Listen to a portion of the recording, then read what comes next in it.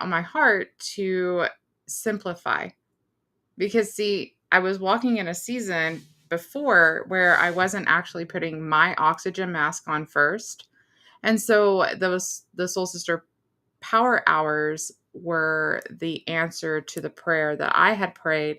So I know there's so many others because I've witnessed that where people are like, well, I don't know if I have time for that, right? Or I can't. I'm working full time, or I'm putting together all these things for clients and I can't do this for myself, or my personal brand goes to the back burner when I am in creation mode for others, right? In this service industry kind of thing. So I'm going to pull up my friends, um, Jordan and Sarah, and I want to hear from them too because I know I'm not the only one that experiences this. And I would love to hear kind of what you're experiencing in these power hours as that like metaphorical oxygen mask on first compared to what you've done in the past. Yeah, it has been exactly what you're saying. Having this time, first thing, more or less first thing in the morning, to actually focus on content primarily. Like we can do whatever we want to, Yeah. but the prompts center around content, and that's what I've been using it for sure. Because I know that content creation is vital. I've been an entrepreneur online for over 20 years, and it all started with content, with blogging back in the day. And so I know how vital that is, and not just for visibility, but for myself, for that reflection, for the ability to look at something on the page instead of trying to look at it in my mind, which, guys, it doesn't work. Put it Huh. out so that you can actually think about it instead of your brain power just being used to store it and remember it. Yeah, exactly. And yeah, this has been an amazing thing where we can, it's getting it out and like in motion to look at it, to tweak it, to maybe even change it, but it's getting it out instead of using the brain space to try to figure it out. We're in motion. And I love that, Jordan. And you talked about content, and that's where you began 20 years ago and stuff like that. Well, what what I was talking about on my live, but also just God, right? God, I woke up and I was like, I don't hear you. What's going on? Mm. Right. And so I started really just leaning in and hearing him. And I came up with the kingdom way of this entrepreneurial thing. I didn't come up with it. He revealed it, just FYI. That was not, anyways. And it starts with influence. And that's what, see, can he trust us with influence? Then can he trust us with making an impact? And then there's this income that comes from that, from influence and impact. Income comes, right? And and so I was seeing it because the world says income, impact, influence. You buy your influence. That's not the kingdom way. So as we're talking about content and the power hours and things like that, we do focus a little bit on offers and things like that towards the end of the week once we kind of understand what we're talking about and like getting really clear on that. And but would you say that just today, like yesterday and today, do you feel more solid in that influence part of that than your prior time? I haven't heard from Sarah either. Would you like, yeah, Sarah, would talking about oh gosh, influence, impact, income, would you feel that in the first part of this week even? Do you feel more solid in your content for your influence than you have in previous weeks? Yeah, I just have a lot of stuff rattling around in my brain, so I just need to find clarity in what I think it is that is my calling. Um, but yeah, this is all like just open doors in my brain that were like shut because I didn't know it was possible for me to make impact and income. And Um, just being able to like show up fully as who I am and um, do what I love and make money doing it. I know. I think that that feels elusive to a lot of women. And I overcomplicated my own business because of that. Right. And when he calls us to strip it away, like strip away that complexity and just go back to simplicity, that clarity that Sarah is saying that she's like, I need to have clarity. The clarity comes from just taking the actions that are put in front of us and not worried about the in like the what the outcome is. And and knowing, trusting that if he's calling you to it, right? The doors are open, you're walking the walk and you're doing the things and the daily stuff. I mean, it is daily steps and they're not complex that he will show you the way. It's that shoulder or it's forehead to the shoulder blades of Jesus that I talk about. Does that resonate with either one of y'all? It's just Yeah, and I think so many faithful. people are just lost in the like, how do I show up as me? Like, why am I important? Like, why does my story matter? And so it's just helping people almost like be a guide and bring that story out of them. And that's just what has Absolutely. been happening like over and over in my world is like people are like, hey, will you help me? Like, I don't know what I'm doing. And I'm like, do I know what I'm doing to help you? But I think I finally do. I know it well, and it's getting out of your Oh, own way. Yeah, I remember this because do you realize like the Rise and Shine? So that's how me and Sarah met was through Rise and yeah. Shine with Celeste.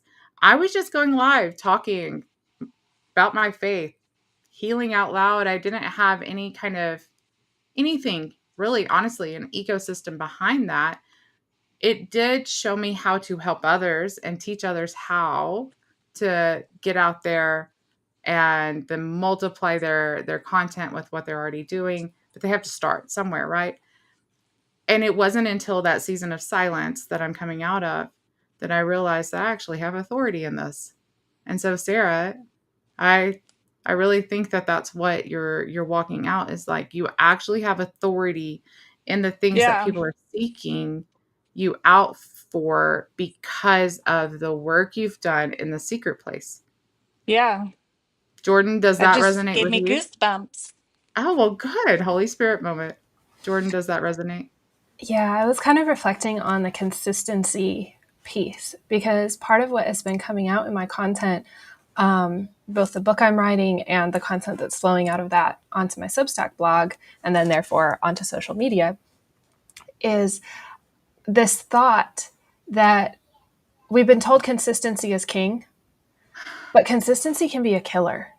Oh, And yeah. so I've been reflecting on that a lot. And it's ironic because I'm in this season of consistent power hours and consistent posting on Substack and this structure, which is very, very helpful, but balanced with Mhm.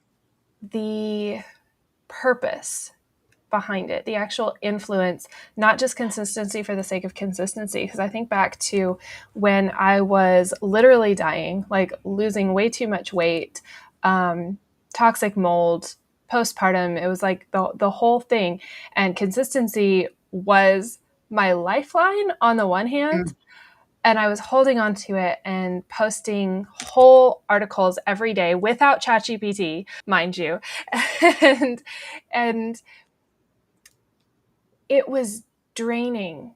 So Yeah. balancing that lifeline of that creative cycle that kept me going and kept me showing up, but then realizing when to let it go Yeah. because you're just adding to the noise in your own head, in your own little world, let alone putting content out there. And so it's been a very interesting line to walk. And the power hours have really been that consistent invitation to audit, I suppose. Yeah.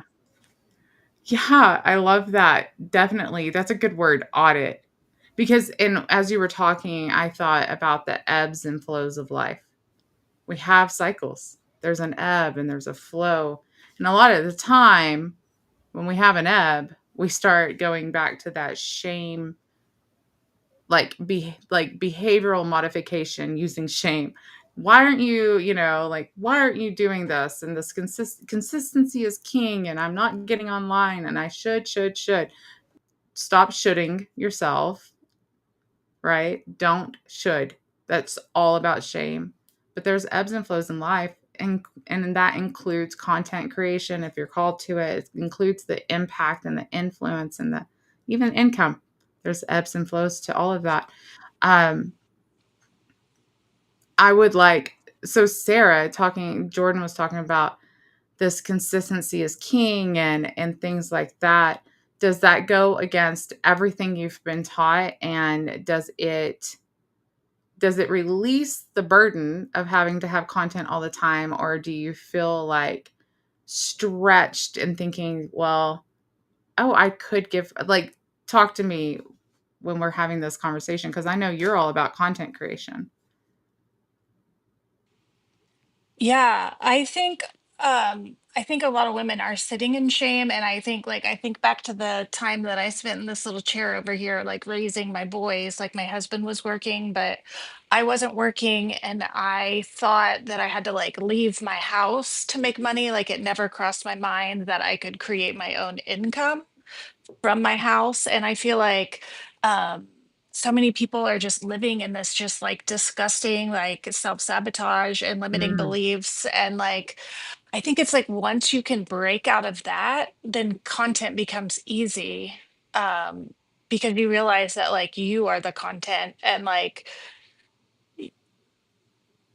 I don't know. Like I really feel called No, to that's like good. help women who are just like stuck in the like yuck of their brain with just teaching them simple. I love books. So like I read a book called Free to Focus, and he just breaks down like how to plan your day. I think so many people are just living in overwhelm and constantly scrolling, and they forget like, oh, if I had a plan, like I could get it done. And like just creating like healthy boundaries to run a business so that your business isn't running you, I Well, think. and that's a like an amazing back to the beginning, right? Like this, we've had this like kind of this loop de loop, because what you just said goes right back into the power hours. Even if it's just 1 hour a day, it's still carved out for you and your Yeah. business and the content. Or there's other things we can help you with.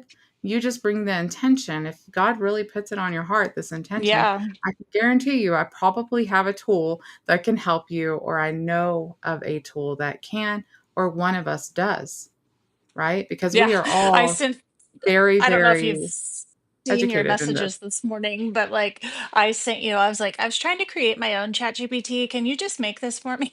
Like I Oh, can't no, I figure it haven't seen out. it yet. I was probably But live. I'll have to look. Yeah.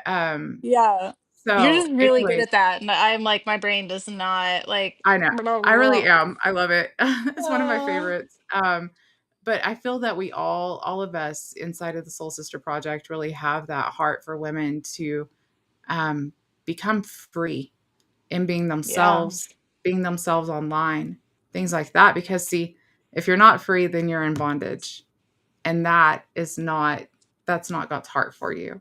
It's not our heart for you, but it's definitely not God's heart for you. So um, let us help you become free and showing up and fully yourself in a really Fly. great way. We can help you with that.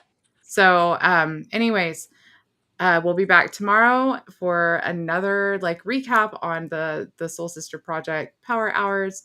My name is Celeste Sauter. This is Jordan and Sarah, and we can't wait to welcome you into the Power Hours. We'll see y'all tomorrow. Bye, y'all.